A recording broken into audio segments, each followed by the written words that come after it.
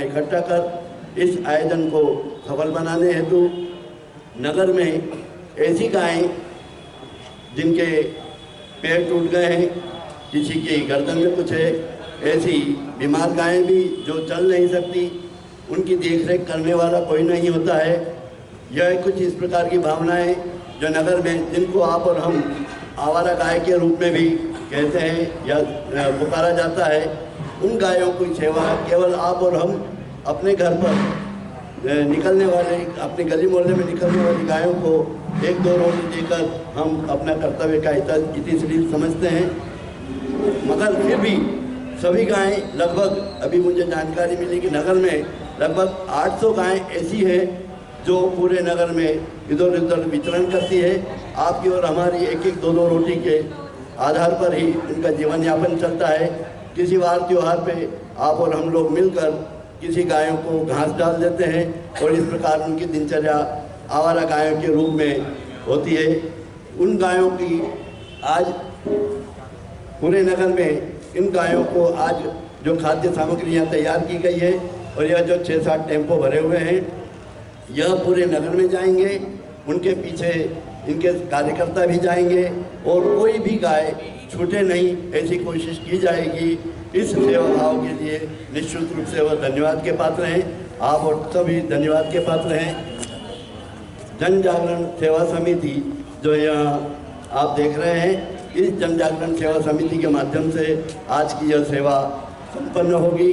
हमारे बीच शीघ्र ही बाहर से पधारे हुए अतिथि आने वाले हैं, जैसा मैंने आपको अभी नाम नगर में सभी तो अन्य क्षेत्र अन्नकूट होते हैं, जगह जगह हर मंदिरों में, छोटे बड़े मंदिरों में अन्नकूट होते हैं, लेकिन और वो सब होना भी चाहिए। ये अपनी सनातन संस्कृति है, ये होना भी चाहिए। लेकिन आज की तारीख में हम देखते हैं कि जब अन्नकूट की भंडारे की आरती होती है तो 20 लोग भी इकट्ठा नहीं होते और अन्नकूट जीमने के लिए 2000 लोग इकट्ठे हो जाते हैं।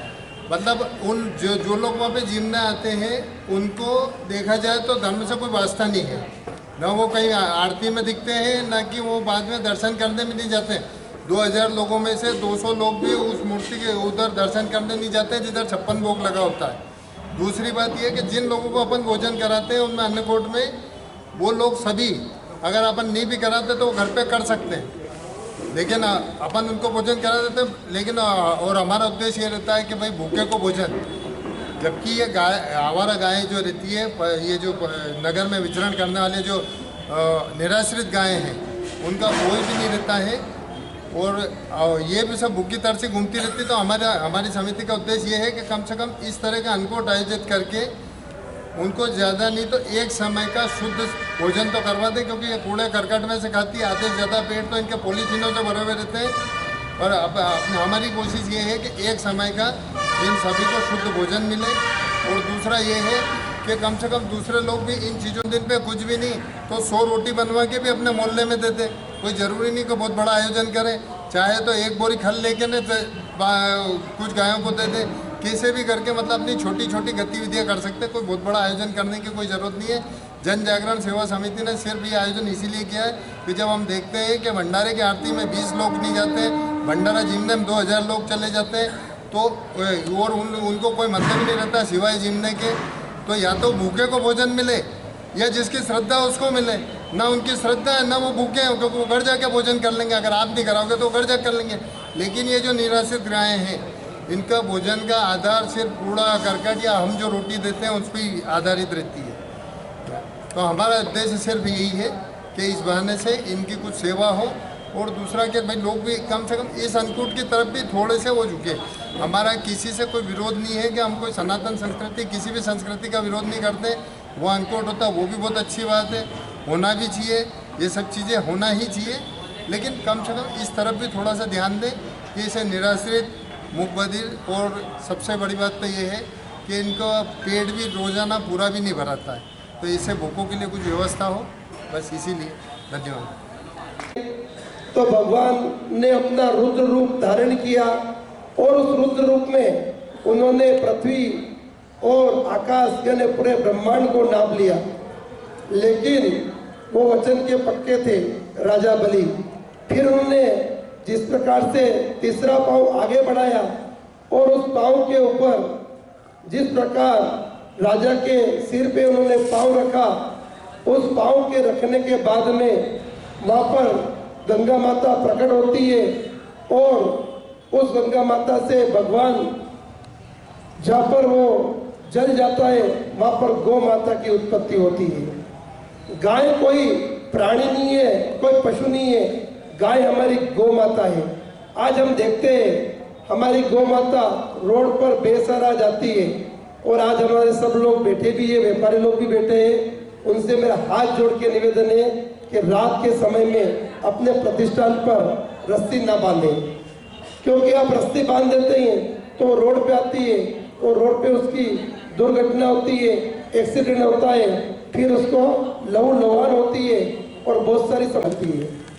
लोग कहते हैं कि गौ माता, अरे दूध के लिए तो भैंस पाली जाती है, दूध के लिए तो दूसरी प्रकार की जो हरियाणा की गौ माता होती है, जर्सी गाय दूध के लिए पाली जाती है, धर्म के लिए तो गौ माता पाली जाती है और गाय हमारे लिए दूध नहीं है, गाय हमारे लिए अमृत के समान है। गाय की संरचना और मनुष्य की संरचना एक जैसी होती है।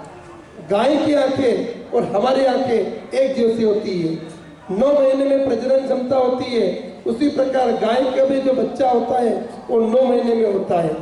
गाय के भी 32 दांत होते हैं, मनुष्य के भी 32 दांत होते हैं और जिस प्रकार हमारा हृदय 72 बार धड़कता है, उसी प्रकार गाय का हृदय भी 72 बार धड़कता है।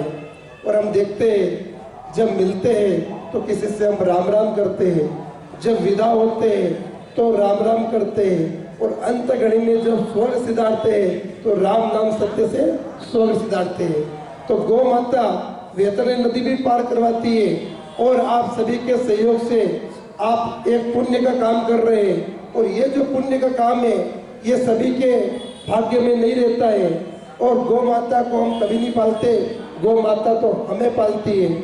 आप सभी को मैं विश्वास दिलाता हूँ, विश्व हिंदू परिषद आप सभी के लिए, हिंदू समाज के लिए, गौ माता के लिए, हिंदू धर्म के लिए, लव जिहाद के लिए और हमेशा हिंदू समाज हिंदुस्तान में हमारे नागदा के अंदर या जहाँ भी कोई घटना हो उसके साथ में खड़ा रहेगा। आपका सहयोग भी इसी प्रकार मिलता रहे। जय गौ माता, जय श्री राम, जय गोपाल, भारत माता की जय, वंदे मातरम।